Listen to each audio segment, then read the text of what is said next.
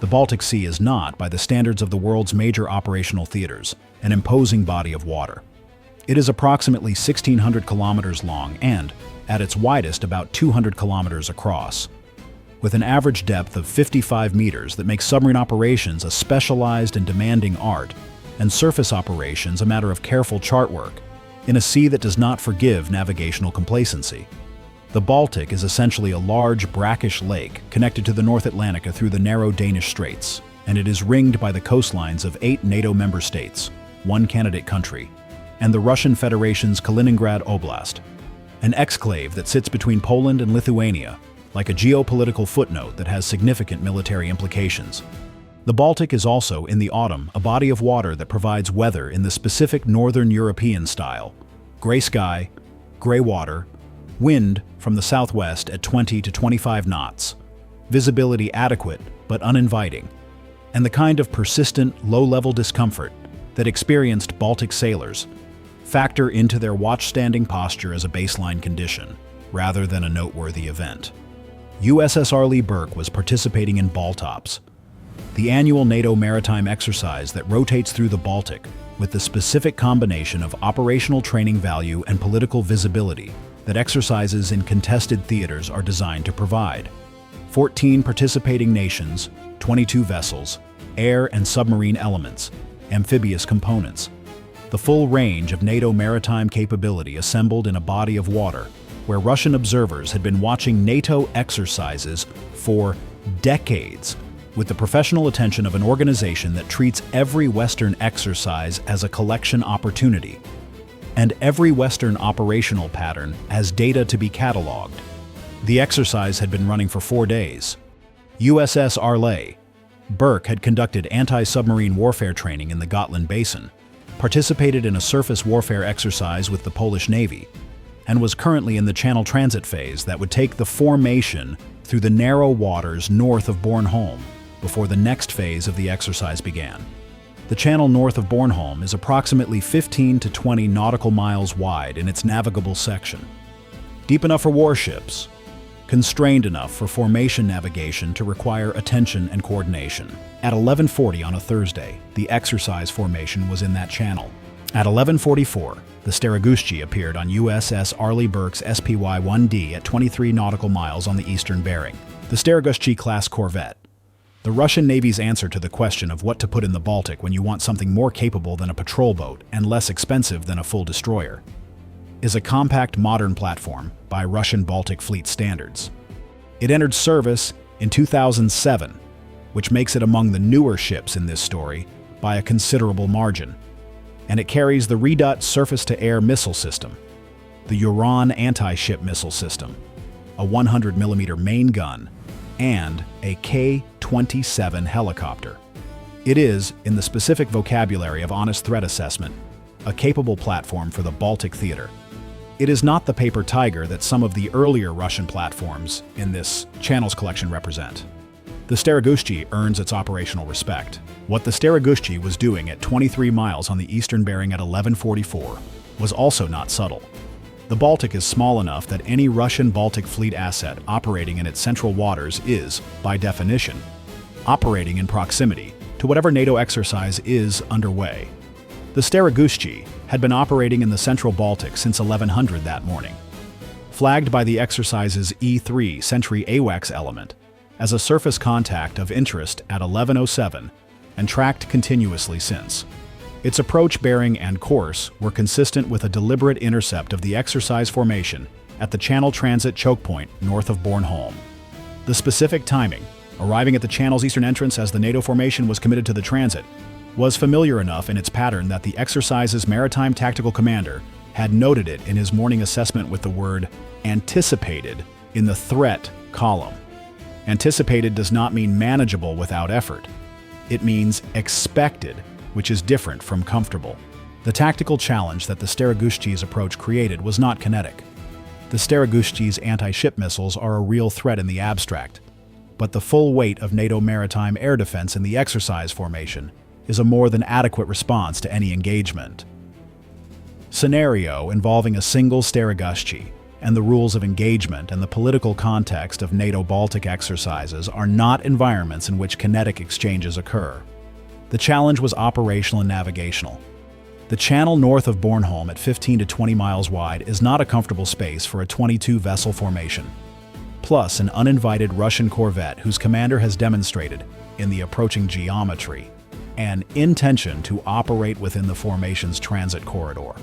Surface deconfliction in a narrow channel with a non-cooperative vessel requires the kind of navigation coordination that the exercise's tactical coordinator was now managing in real time, in addition to the exercise evolutions that were already underway. This is the vulnerability. USS Arleigh Burke at 1144 was the formation's lead surface combatant, positioned at the eastern edge of the channel transit, committed to a course that would maintain formation cohesion through the 15-mile chokepoint, with a Steregushchiy closing from the east at 16 knots, on a course that placed it at the channel entrance at approximately 1220, coinciding with the formation's narrowest point in the transit.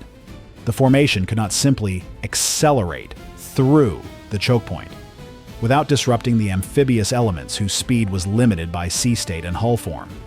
It could not turn the formation south without abandoning the transit and triggering an exercise replanning cycle that would consume the afternoon. And it could not simply ignore the Steregushchiy, because a non-cooperative vessel operating in a congested, narrow channel with a 22-ship formation is a collision avoidance problem regardless of its military affiliation.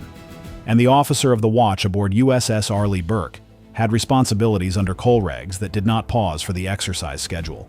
The exercise tactical commander issued a formation advisory at 11:51 and made a coordination call to the German frigate on the formation's eastern screen, requesting that the German frigate position itself between the Steregushchiy's approach bearing and the formation's main body. The German frigate acknowledged and altered course. This placed a NATO combatant in the deconfliction role, not as an intercept, not as a blocking position in any kinetic sense, but as a presence that communicated to the Steregushchiy's bridge team that the formation was aware of its approach and had positioned an asset to monitor it. The Steregushchiy's commanding officer was a professional. He saw the German frigate's new position. He maintained his course.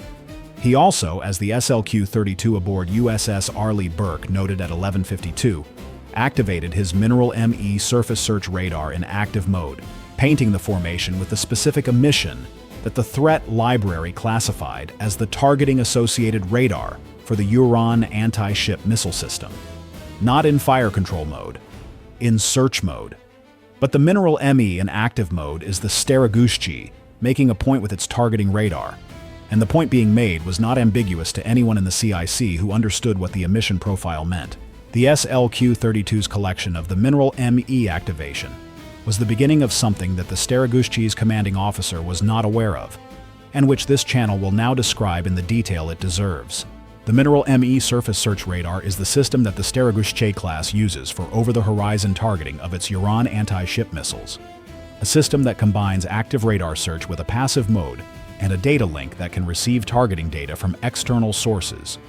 The AN/SLQ-32 had been monitoring the Steregushchiy's electronic signature since 1144, cataloging its navigation radar, its communications traffic, and its electronic countermeasure suite emissions in the passive mode that makes the SLQ-32 invisible to the emitter it is observing.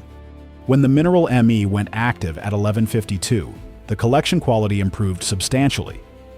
Active radar emissions provide characterization data that passive emissions cannot match in completeness. And the Mineral ME in active mode at a range of 17 nautical miles was providing the SLQ-32 with a signal-to-noise ratio that the collection team would subsequently describe as optimal. 17 miles. Optimal. 47 minutes of Mineral ME active emission data across the entire encounter. Search mode. The brief periods of heightened scan rate that occurred at 12:07 and 12:31, when the Steregushchiy was at closest approach, and the return to lower scan rate as it opened the range. Each transition was time-stamped. Each frequency agility sequence was documented. The Mineral ME characterization that emerged from the encounter was the most complete single-event data set for this system in the Baltic Theater Collection Archive. The Ka-27 Helix helicopter launched from the Steregushchiy flight deck at 12:03, climbed to 800 feet, and began a transit toward the NATO formation's western edge. This was the second element of the harassment approach. The helicopter overflight serves multiple purposes simultaneously, none of which require authorization or create a legal threshold. It documents the formation from altitude. It provides the Steregushchiy with an airborne relay for its communications with the shore-based monitoring element. It generates another contact for the formation's air picture that requires classification and watch team attention, and it demonstrates that the Steregushchiy's aviation capability is operational. The Ka-27 flew a three-leg pattern over the formation's western sector at 500 to 800 feet altitude, its own radar and sensor suite running, its cameras recording. It was over the formation for 21 minutes before returning to the Steregushchiy at 12:34. The NATO formation's air defense picture tracked the Ka-27 throughout with the same categorical indifference that professionals apply to a known contact doing a known thing in a known context. The Ka-27 was tracked. Its flight path was logged. Its sensors were monitored by the SLQ-32 as it passed within range. The Ka-27's dipping sonar system, which it was not employing on this sortie, was not a factor. Its radar altimeter and navigation radar, which it was employing, were cataloged. The SLQ-32 operator noted the specific Ka-27 variant from the emission signatures in approximately 4 minutes of collection, confirmed the variant, and logged it alongside the mineral ME data. The helicopter had added itself to the collection package by flying over the people collecting. At 12:07, the Steregushchiy reached its closest approach to USS Arleigh Burke, approximately 6 nautical miles lateral separation, as the formation's transit took it through the chokepoint's narrowest section. 6 nautical miles in a 15-mile channel, with a 22-vessel formation transiting, is not comfortable distance. It is, to be specific about it, approximately the same distance that the entire channel section is wide at its narrowest, meaning the Steregushchiy was positioned between the formation and the eastern channel boundary. The Steregushchiy's commanding officer had navigated his ship to a position that placed him inside the formation's transit corridor, not in a kinetic sense. We was protrivlas seekers I shield. Whitey or out. Bin's release range for anything that would constitute a formal engagement, but in a navigational sense. A non-cooperative vessel at 6 miles in a 15-mile channel affects the formation's available sea room on its eastern flank. This was the point. It was communicated through seamanship rather than radio, and it was received. The officer of the watch aboard USS Arleigh Burke acknowledged the contact's closest approach in his watch log at 12:07, with the specific precision of someone documenting something that is going into multiple subsequent reports. He noted the range. He noted the bearing. He noted the Steregushchiy's heading, speed, and the fact that the mineral ME was still active. He noted the Ka-27's position at that moment, on its second transit leg, 4 miles northwest, heading generally south. He noted that USS Arleigh Burke had maintained its planned transit course without deviation throughout the approach. He noted that the formation had maintained cohesion. He noted the time. He moved to the next entry in the log. The log does not have a line for "this is annoying," which is unfortunate, because that would also have been accurate. On the port bridge wing, a boatswain's mate first class who had been doing a corrosion inspection on the anchor windlass housing took a break from his inspection to look at the Steregushchiy through his binoculars. 6 miles in the gray Baltic morning was close enough to see the ship clearly. Fratisaktiroi. The squat, purposeful profile of the Steregushchiy-class, the gun mount forward, the VLS cell covers, the helicopter that was no longer on the deck because it was 4 miles northwest doing its overflight pattern. He looked at it for about 30 seconds with the detached professional assessment of a naval enlisted member who has been in the fleet long enough to recognize a Russian naval vessel by silhouette and who finds the situation interesting rather than alarming. He noted the smoke trail from the Steregushchiy's main propulsion exhaust. Not as dramatic as the Udaloy's famous contributions to Baltic atmospheric chemistry, but noticeable. The specific gray-brown haze that gas turbine propulsion produces when the fuel management is not optimal. He raised his binoculars one more time, confirmed what he was looking at, put the binoculars down, and went back to the anchor windlass housing. The corrosion inspection had a timeline, and the Steregushchiy was somebody else's problem. The corrosion was his. The intelligence value of the encounter extended beyond the SLQ-32's direct collection. The Steregushchiy's approach geometry, its timing relative to the formation's transit choke point, its specific use of the mineral ME as a demonstrative rather than targeting activation, the K-27's flight pattern and timing relative to the formation's air picture. All of these constituted behavioral documentation. The exercise tactical commander's staff spent 2 days after the exercise incorporating the Steregushchiy's behavior pattern into the updated threat assessment for Baltic chokepoint transits. The specific pattern of using a gas turbine corvette to position at the channel entrance, activate targeting radar in demonstrative mode, and deploy a helicopter for formation documentation and communications relay was documented as a current Russian Baltic Fleet harassment doctrine element. Not surprising. Not new in its general concept. New in the specific behavioral signatures that this particular encounter had provided for the confirmation and refinement of the doctrine model. Future exercise planners would receive the updated assessment. The Steregushchiy had contributed to its own countermeasure planning. The mineral ME characterization package was the primary collection product. The Baltic Theater Electronic Warfare Intelligence Staff received the SLQ-32 transmission at 14:30 that Thursday, processed the priority analysis over the following 24 hours, and issued a library update at 1600 on Friday. The update covered the mineral ME's current active mode frequency agility sequence, updated from the previous library entry, which had been based on a single collection event from a different Steregushchiy unit 2 years prior. The new entry replaced the previous one as the baseline. It also confirmed that the mineral ME's passive mode emission, which the collection team had characterized from the first 14 minutes before the active mode activation, showed the same frequency architecture as the active mode but at substantially reduced power.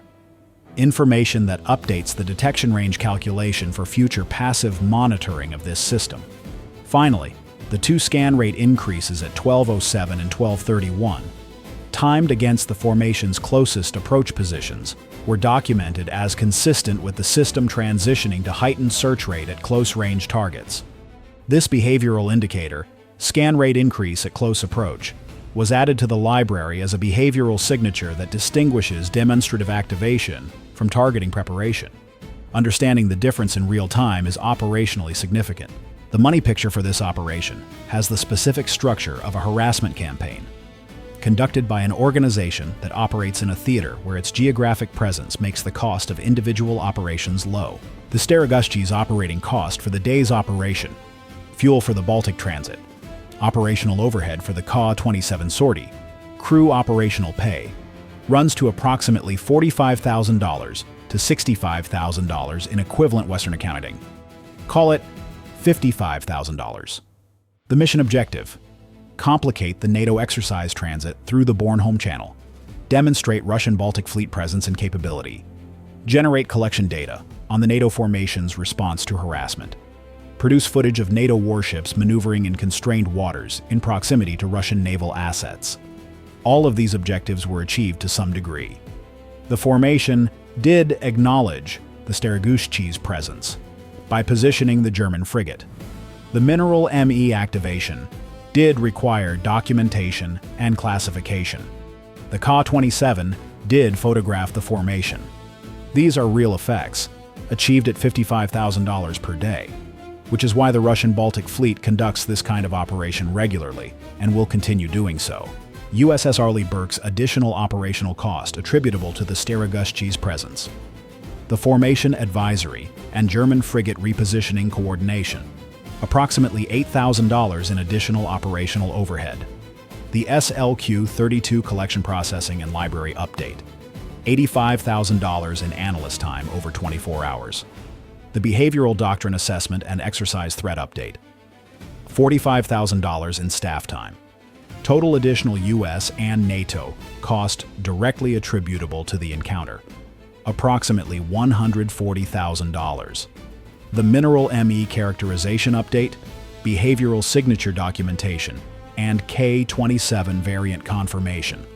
Assessed by the Baltic Theater Electronic Warfare Intelligence staff at approximately $2.4 million in collection cost equivalents. The Steregushchiy had spent $55,000 to be inconvenient and had provided $2.4 million in intelligence as a byproduct of being inconvenient. This is, in the specific accounting of persistent harassment operations, the cost structure that this channel notes every time. The harasser pays for the operation.